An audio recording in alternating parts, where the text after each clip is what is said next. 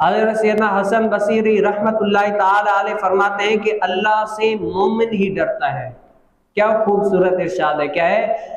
اللہ تعالیٰ سے مومن ہی ڈرتا ہے، اور اللہ تعالیٰ سے جو منافق ہے نا، منافق وہ نڈر ہوتا ہے، وہ ڈرتا نہیں ہے۔ باقی جو مومن ہوگا نا، وہ ہر بات میں اللہ تعالیٰ سے ڈرے گا، کہیں اللہ تعالیٰ کی نافرمانی والے کام نہ کر لوں۔ جو اللہ تعالیٰ نے فرمایا ہے میں نے اگر نہ کیا تو رب تعالیٰ مجھ سے ناراض نہ ہو جائے، تو مومن جو ہوگا نا اس کو یہ خوف ہوگا کہ میرا رب نہ مجھ سے ناراض ہو جائے۔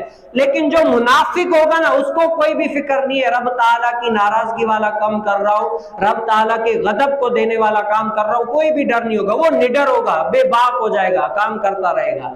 تو حضرت سیدنا حسن بصری رحمت اللہ تعالی علیہ فرماتے ہیں یہ علامت ہے، یہ نشانی ہے، رب تعالیٰ کی ناراضگی سے ڈرنے والا صرف اور صرف مومن ہی ہوگا۔ منافق تو ڈرے گا ہی نہیں، منافق اس پر